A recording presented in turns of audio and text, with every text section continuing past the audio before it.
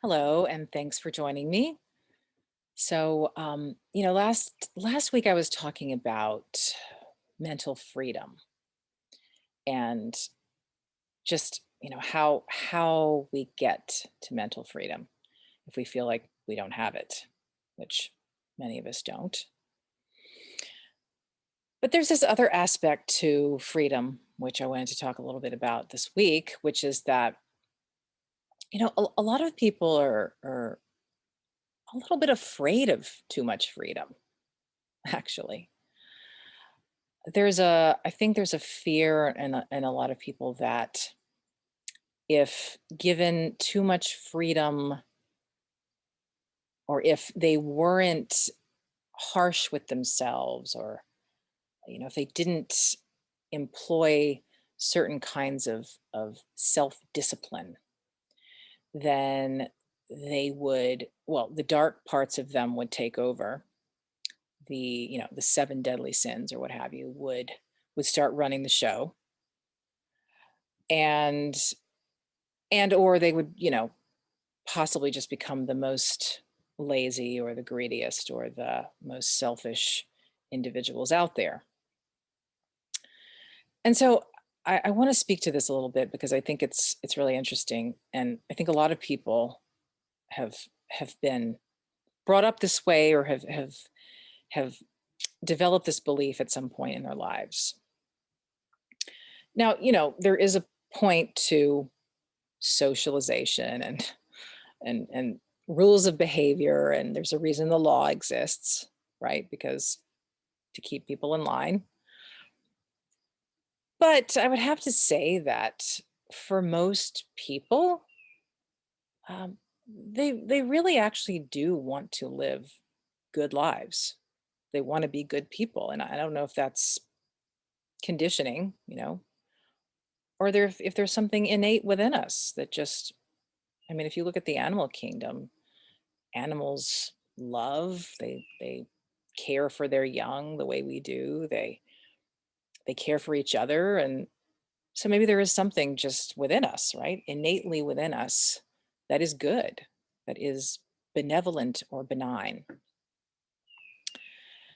And then of course everyone has a dark side. It's what Jung called the shadow side of our personalities and of our culture.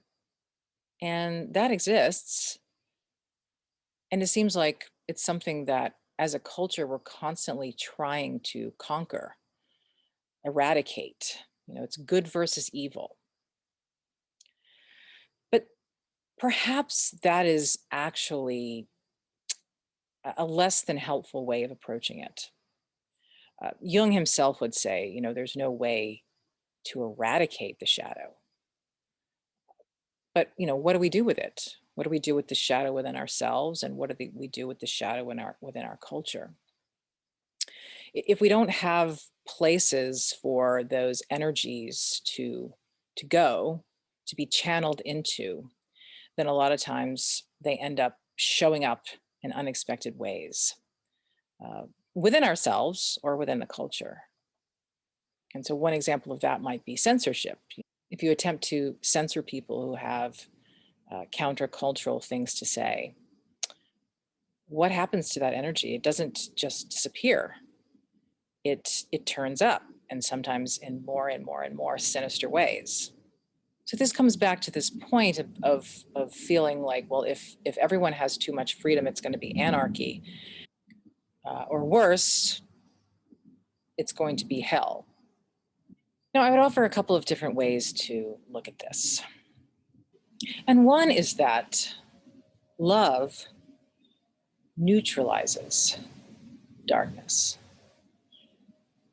That is, and I would say specifically if we're talking about the shadow within ourselves, the practice of self compassion and self love is the cure to everything that we feel ails us. Now, when applied to ourselves, those dark parts of ourselves that we are ashamed of or are afraid of, love neutralizes those things. by accepting and embracing the parts of ourselves that we don't like. It doesn't mean the flaws go away. It doesn't mean that we don't have darkness within us. It doesn't mean we don't have those negative shadow forces within us. But by being able to acknowledge them and not act on them, but embrace them and accept them with compassion, then the energy is neutralized. They don't sneak up when we least expect them anymore. Oftentimes, it's the fighting of darker forces, it's the war against the darker forces that makes them stronger, which is why a lot of times when people try to suppress parts of their personalities, that leads to a deeper sickness. So, what am I trying to say here? I'm trying to say that in order for us to be able to trust ourselves, to trust our good intentions, and to trust our ability to act in a balanced way, the more love we apply to our wounds or the parts of ourselves that we don't love or don't even like or loathe, you could say, the more we're able to integrate those parts. We acknowledge that we're whole individuals with both light side and dark side.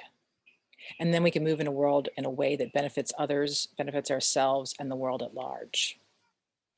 The fact of the matter is, when we feel fully integrated, when we're no longer afraid of parts of ourselves or feel like we have to hide those things, then we can fully trust ourselves. We're not running from the boogeyman. We can show up to any situation and be okay with how we show up, even on a bad day. We can also trust our impulses. We can trust ourselves to act from places when we're in higher levels of consciousness. And we can trust ourselves to be compassionate with ourselves when we are not necessarily living up to our highest ideals. And either way, in all of these ways, compassion for ourselves and acceptance of ourselves helps us be better contributors to the world that we live in, be better people and to be better partners in relationship, better parents, better children. So it's actually counterproductive to be harsh with yourself, critical, overly disciplined. That oftentimes has the opposite effect. Instead, if you can be more compassionate with yourself and accepting of your own flaws, and accepting of the behaviors that you consider not ideals, the habits, and understand that you're doing the best that you can. You're working towards growth and improvement, and every step is a positive step, even if it's not a perfect one. That's really the best we can do in life. And it's plenty. None of us is perfect. We all have flaws and weaknesses. But the more we integrate all of them into the whole, the easier it is to move forward in life and to be a good citizen, a good family member. So, something to think about again. And I really hope you are having a wonderful, wonderful summer.